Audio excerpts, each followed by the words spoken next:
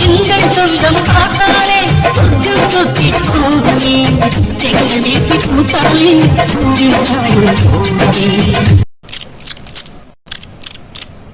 என்ன எதுவுமே சொல்லாம சாப்பிட்டுட்டு இருக்கியா? குழம்பு நல்லா இருக்கா? குஷ்பு உப்புலாம் சரியா இருக்கா? சரியா இருக்குக்கா. ஆமா சரோஜினி சாப்பிட்டாளா? அவளுக்கு முதல்ல சாப்பாடு கொடுக்க வேண்டியதானக்கா? அவளுக்கு கொடுத்துட்டேன் குஷ்பு. உள்ள இருந்து சாப்பிட்டுட்டு தான் இருக்கா. ஏக்கா அவளை வெளியே வர சொல்ல வேண்டியதானே? எல்லாரோடையும் உட்காந்து சேர்ந்து சாப்பிட்டா அவளுக்கும் சந்தோஷமா இருக்கும்ல. அவ வெளியே வாரேன்னு தான் சொன்னா. நான் தான் உனக்கு அடிக்கடி ஒரு மாதிரி வருதுங்கல்ல, படுத்துக்க இங்கே சோறு கொண்டு வரேன்னு சொல்லிட்டு கொண்டு போய் கொடுத்துட்டு வந்துட்டேன். இப்ப சாப்பிட்டுட்டு தான் இருக்கா. மைனி ஒரு 4 மாசம் வரைக்கும் அப்படிதான் இருக்கும். அதுக்கு பிறகு எல்லாம் சரியாயிரும் மைனி. அவளுக்கு இப்ப என்ன சாப்பிட பிடிக்குதோ அதை மட்டும் செஞ்சு கொடுங்க. அப்படிதான் செஞ்சு கொடுத்துட்டு இருக்கேன்னு சொல்லுமா. அவட்ட உனக்கு பிடிச்சது சொல்லுமா, நான் செஞ்சு தரேன்னு சொன்னாலும் அவ எது வேணாலும் சாப்பிடுவேக்கான்னு தான் சொல்லியா. ரோச பக்கம் என் தங்கச்சி யாரையுமே கஷ்டப்படுத்த கூடாதுன்னு நினைப்பா. அவளுக்கு அதுதான் பிடிக்கும் இதுதான் பிடிக்கான்னு எப்பவுமே சொல்ல மாட்டா. அதே மாதிரிதான் இங்கே இருக்காக்கா. அவ ஏதாவது கேட்டா மட்டும் செஞ்சு கொடுங்க, இல்லைன்னா நம்ம சாப்பிடுதே சாப்பிடட்டக்கா, ஒன்றும் பிரச்சனை இல்லை. சரி சரோஜா, நீங்களும் எங்க கூட உட்காந்து சாப்பிடுங்கக்கா. சரோஜா நானும் சாப்பிட உட்காந்தாச்சுன்னா பரிமாறுறது யாரு? அந்த பக்கம் சின்ன பிள்ளைகள் வேற உட்காந்து சாப்பிட்டுட்டு இருக்குதுல்ல. ஏக்கா அதான் எல்லாத்துக்கும் வச்சு கொடுத்துட்டீங்களா, வேணும்னு கேட்டு போட்டுக்கிடுவாவே. நீங்களும் உட்காருங்கக்கா, பாத்துக்கலாம்.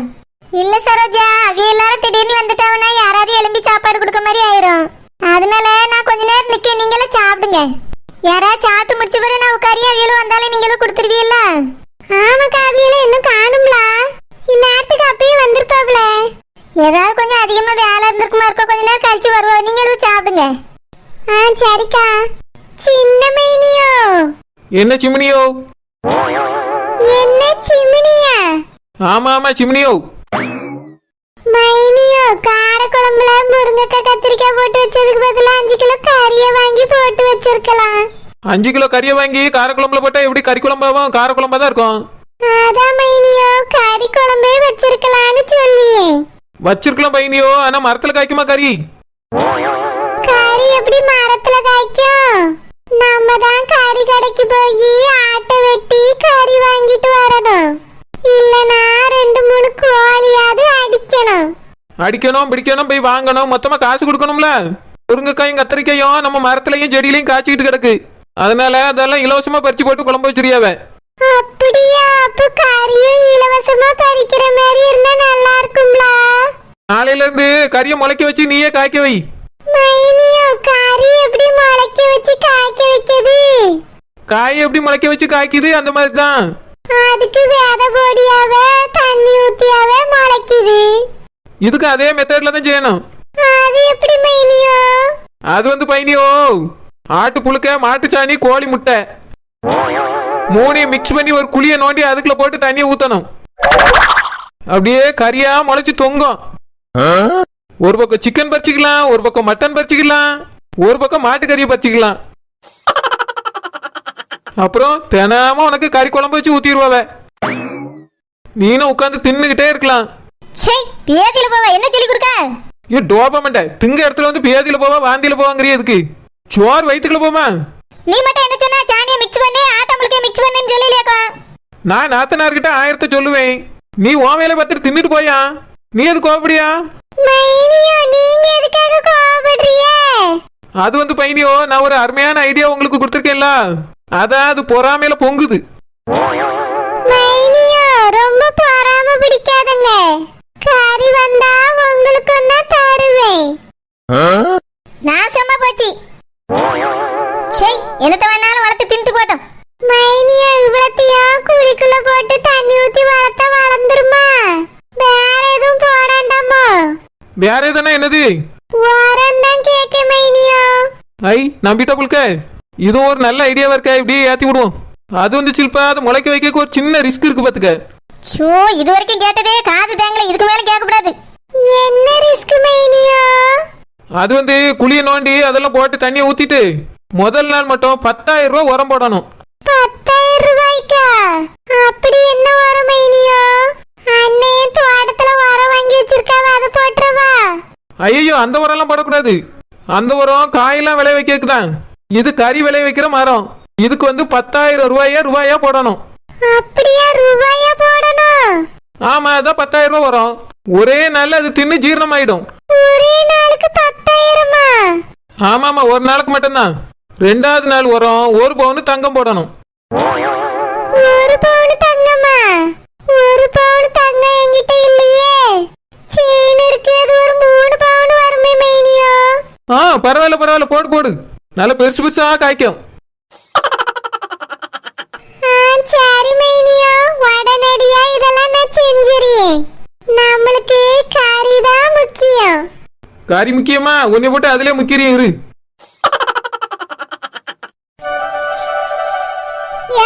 உங்களுக்குலாம் கார குழம்பு நல்லா இருக்கும். எல்லாம் இப்படி சாப்பிடுறிய? வேற என்னவே செய்யறது, பசிக்குதுல்ல? ஏன் கார குழம்புக்கு என்ன குறைச்சல் நல்லதானே இருக்கு? நல்லாவே இல்லவே, எனக்கு சாப்பிடவே பிடிக்கல. ஆமா ஆமா, நல்லாவே இல்ல. நல்லா இல்லடா, நான் வேற என்ன செய்ய, சாப்பிட்டு தானே ஆகணும். எனக்கு சாப்பிடவே பிடிக்கல பூமாரி.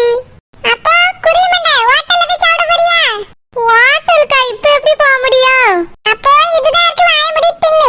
எல்லாம் அஜய், வாழை தோட்டத்துல போய் நொங்குதுமா. கார குழம்பு போய் சாப்பிட்டுட்டு இருக்கா? எல்லாம் அருணே, சாப்பாடு வச்சுட்டு போனா எங்க அம்மா யாசுவாவே. நீ உட்கார்ந்து சாப்பிடல? ஐயே, கார குழம்பு தெரிஞ்ச பிறகு நான் சாப்பிட மாட்டேன். எனக்கு கார குழம்பே பிடிக்காது. அருண், அப்படின்னா உங்க வீட்டுல கார குழம்பு வைக்க மாட்டாங்களோ? அப்பா வேணா, நான் சாப்பிட மாட்டேன். எங்க அம்மா எனக்கு மட்டும் தனியா சாப்பாடு கிண்டி தருவா. இங்க நிறைய பேர் இருக்கோம்ல, அதனால தான் எங்க அம்மா எதுவுமே செஞ்சு தர மாட்டேன்னு சொல்லிட்டா. அதனால நான் சாப்பிட மாட்டேன். வாழை போய் நொங்கு திம்மா. இன்னைக்கு மட்டும் நான் சாப்பிடாம எழுந்தேன்னு வச்சுக்கேன், எங்க அம்மா அவ்வளவுதான் என்னை தொலைச்சு கட்டிடுவாங்க. என்ன குழம்பு வச்சாலும் சாப்பிட்டு தான் அவனை சோறை வேஸ்ட் பண்ணக்கூடாது. பாட்டியே ஆசுவாவே. அப்ப நீங்க சாப்பிடுங்க, நான் சாப்பிட மாட்டேன்பா. நான் தோட்டத்துல போய் நொங்கு சாப்பிட போறேன். நொங்கு சாப்பிட்டாலும் உனக்கு பசி வரும்ல? வந்தாலும் பரவாயில்ல, நான் திரும்ப திரும்ப சாப்பிடுவேன். அருண், ராத்திரிக்கும் இதே சாப்பாடு தான். ஐயோ, என்ன ராத்திரிக்குமா? ராத்திரிக்கு மட்டும் இல்ல அருண், இன்னைக்குள்ள இது காலி ஆகலனா நாளைக்கு கஞ்சிக்கும் இதை தான் ஊத்தி தருவாவே. ஐயோ, நான் திங்க மாட்டேன். திங்காம பட்னியாவே கிடப்பியோ? எனக்கும் கார குழம்பு பிடிக்கல. அப்ப நீ இதை கார குழம்பு நினைக்காத, கறி குழம்பு நினைச்சு சாப்பிடு. அப்படிலாம் எப்படிலாம் நினைச்சு சாப்பிட முடியும்? கறி குழம்பு வேற, கார குழம்பு வேற. அது டேஸ்ட் வேற மாதிரி இருக்கும், இது டேஸ்ட் வேற மாதிரி தான் இருக்கும். ஆமா ஆமா, பெரிய கண்டுபிடிப்பு தான். இப்ப சாப்பிடலனாலும் ராத்திரி இதை தான் தின்னாகணும். சாப்பிடுங்க எல்லாரும். ஏலா, எங்களை சாப்பிடுன்னு சொல்லியா உனக்கு மட்டும் பிடிச்சிருக்கோ? பிடிக்கிற வேற என்ன செய்ய, இதை தானே தின்னாகணும்.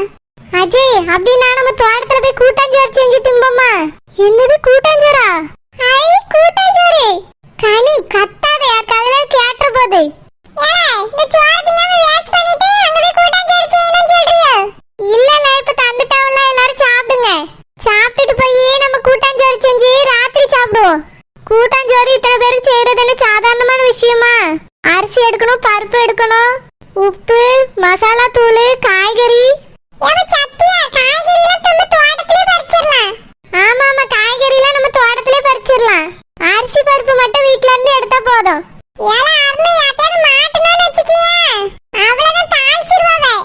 அஜய், தோட்டத்துல யாரும் வராத இடத்துல போய் உட்கார்ந்து நம்ம சமைச்சு சாப்பிடுவோம். நம்ம எப்பவுமே விளையாடுறதுக்கு ஒரு இடத்துக்கு போவோம்ல, அங்க யாருமே வர மாட்டாவ. அப்படியே வந்தாலும் நம்ம விளையாண்டுட்டு தான் இருக்கோம்னு சொல்லி ஏமாத்திடலாம். சீக்கிரம் சாப்பிடுங்கள, போய் கூட்டாஞ்சோறு செஞ்சு சாப்பிடுவோம். ஐயோ, அரிசி பருப்பு எடுக்கணும்னா எனக்குலாம் பயம், நான் வர மாட்டேன்பா. அஜய், நீயும் நானும் காய்கறி பறிக்க போவோம். சத்யா, சுவானி, நீங்க 2 பேரும் அரிசி பருப்பு எப்படியாவது எடுத்துட்டு வந்துருங்க. என்னது, நாங்களா? ஆமாவே, நீங்க 2 பேரும் தான் போய் எடுக்கணும். நாங்க போய் அரிசி பருப்பு எடுத்தா சந்தேகம் வந்துரும். நீங்க சும்மா எதையாவது தேடுற மாதிரி போய் எடுத்துட்டு ஓடி வந்துருங்க. எடுத்துட்டு வரும்போது மாட்டிக்கிட்டா ஏதாவது விளையாட்டு பொருள்னு சொல்லி சமாளிச்சுட்டாங்க. நம்ம விளையாடுவோம்ல எப்பவுமே, அங்க வந்துருங்க. சரில, அரிசி பருப்பு காய்கறி மட்டும் இருந்துட்டா போதுமா? பாத்திரங்கள்லாம் வேண்டாமா? ஐயோ, அதை மறந்துட்டேனே. ஏ கனி, நீயும் பூ மாதிரியும் சேர்ந்து பாத்திரம் தட்டுலாம் எடுத்துட்டு வந்துருங்க. என்னது, நானா? கூட்டாஞ்சோறுன்னு கேட்ட உடனே மட்டும் எனக்கு நல்லா. அப்போ நீ தான் எடுத்துட்டு வரணும். நீயும் பூ மாதிரியும் எடுத்துட்டு வந்துருங்க. சின்ன பொண்ணு, நீ உப்பு எடுத்துட்டு வந்துரு. சொன்னதுலாம் எல்லாருக்கும் ஞாபகம் இருக்குல்ல? எல்லாத்தையும் எடுத்துட்டு விளையாடுற இடத்துக்கு வந்துருங்க. எனக்கு பயமா இருக்கு, எல்லாருக்கும் சின்ன சின்ன பொருளா சொல்லியிருக்கா. என்னைய மட்டும் அண்டாவை எடுத்துட்டு வா, குண்டாவை எடுத்துட்டு வாங்க. நான் எடுத்துக்கிட்டு வர மாட்டேன். கனி, உங்க அம்மா தான் தோட்டத்துக்கு போயிருவாவ. நீ என்ன எடுத்துட்டு வந்தாலும் இங்க யாருமே எதுவுமே கேட்க மாட்டாவ. அப்படியே கேட்டாலும் அம்மா தான் எடுத்துட்டு வர சொன்னாங்கன்னு சொல்லிட்டு எடுத்துட்டு வந்துரு. நம்ம அதுக்கப்புறம் கழுவி எடுத்துட்டு வந்து வீட்லயே வச்சிடலாம். அதான் உன் கூட பூமாரி வரல. பூமாரி, 2 பெரிய பாத்திரம் எடுத்துட்டு வந்துருங்க, சரியா? அதுக்கு மூடியோட சேர்த்து எடுத்து வாங்க. சரி அருண். ஏல மாட்டிக்கிட போறோம். அதெல்லாம் மாட்ட மாட்டல, நீ முதல்ல சீக்கிரம் சாப்பிடு. நம்மளுக்கு தான் நிறைய வேலை இருக்கு. காய்கறி பறிக்க போணும், இலை அறுக்க போணும், விறகெல்லாம் வேற பார்த்து எடுத்து வைக்கணும். சீக்கிரம் சாப்பிடுங்க எல்லாரும்.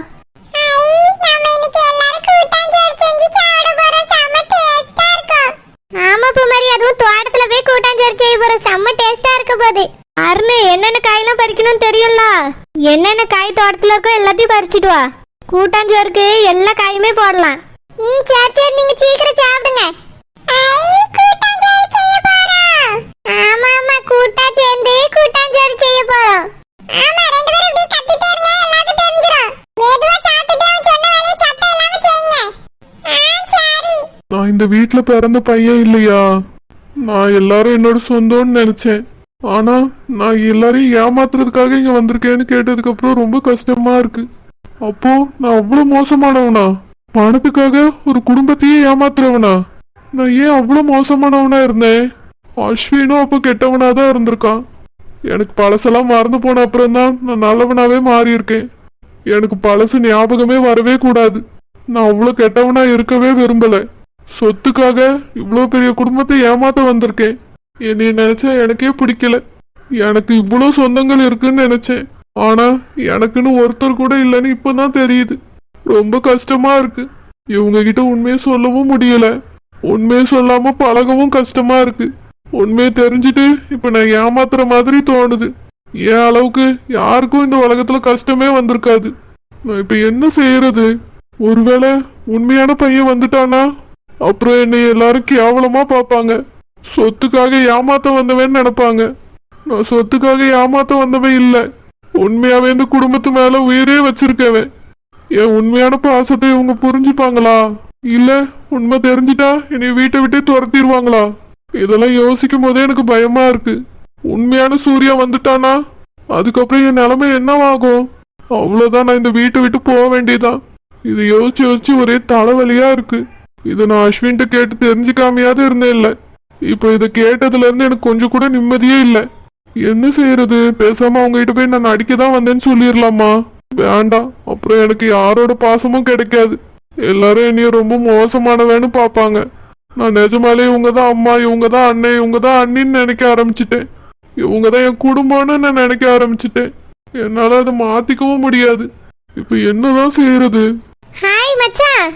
யாமினி, என்ன மச்சான் இங்க வந்து தனியா உட்கார்ந்திருக்கீங்க? ஒண்ணும் இல்ல யாமினி, சும்மாதான். இல்ல மச்சான், நீங்க ஏதோ சோகமா இருக்க மாதிரி தெரியுது. என்னாச்சு மச்சான்? ஒண்ணும் இல்ல யாமினி.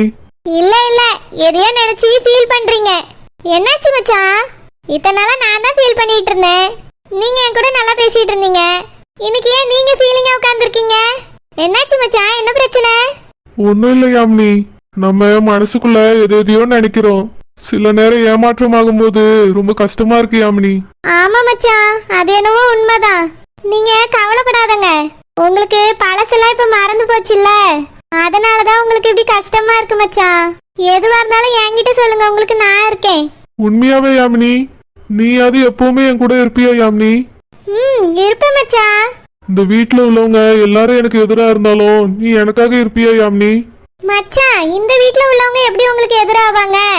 எல்லாரும் உங்க மேல உயிரே வச்சிருக்காங்க மச்சான். நீங்க இந்த வீட்டு பையன், உங்களுக்கு எதிரா எல்லாரும் எப்படி நிப்பாங்க? நீங்க ஏன் மச்சான் அப்படி தப்பா நினைக்கிறீங்க? இல்ல யாமினி, எனக்கு தலையில அடிபட்டதுல இருந்து என்னென்னவோ தோணுது. மனசு ரொம்ப கஷ்டமா இருக்கு யாமினி. மச்சான், எனக்கு நீங்க அன்னைக்கெல்லாம் அட்வைஸ் பண்ணிட்டு இருந்தீங்க. இன்னைக்கு ஏன் மச்சான் நீங்க கவலைப்படுறீங்க? தெரியல யாமினி, ரொம்ப கஷ்டமா இருக்கு. நீ எப்பவுமே என் கூட இருப்பியான்னு சொல்லு. இருப்பேன் மச்சான், நீங்க கவலைப்படாதீங்க. என்னை எப்பவுமே வெறுக்க மாட்டியே? வெறுக்கவே மாட்டேன். என்னை உனக்கு பிடிக்குமா யாமினி? பிடிக்கும் மச்சான். முன்னாடி கூட எனக்கு உங்களை அவ்வளவா பிடிக்காது. அப்படியா? ஆமா மச்சான், நீங்க அப்போ வேற மாதிரி இருப்பீங்க. ஆனா இப்போ உங்களை எனக்கு ரொம்ப பிடிச்சிருக்கு மச்சான். உண்மையாவா யாமினி? ஏமாத்த மாட்டியே? மச்சான், உங்களுக்கு என்னாச்சு? எதுக்கு இப்படி கேக்குறீங்க? நான் எதுக்கு உங்களை ஏமாத்த போறேன்? இல்ல யாமினி, மனசுக்கு ஏதோ கஷ்டமாவே இருக்கு. நடக்கிறதெல்லாம் பார்க்கும்போது பயமா இருக்கு யாமினி. அதனாலதான் நான் உங்ககிட்ட அப்படி கேக்குறேன். பயப்படாதங்க மச்சான், உங்களுக்கு தலையில அடிபட்டு இருந்துல்ல, பழசும் மறந்து போச்சு. அதனாலதான் இப்படி எல்லாம் தோணுது. எப்பவுமே நாங்க எல்லாரும் உங்க கூட தான் இருப்போம். முக்கியமா நான் எப்பவுமே கூட இருப்பேன் மச்சான், நீங்க ஃபீல் பண்ணாதீங்க. இப்படி ஒரே இடத்துல இருந்தா ஃபீலிங்கா தான் இருக்கும். வாங்க நம்ம அப்படியே தோட்டத்தை ஒரு ரவுண்ட் அடிக்கலாம். ம் சரி ஆம்னி.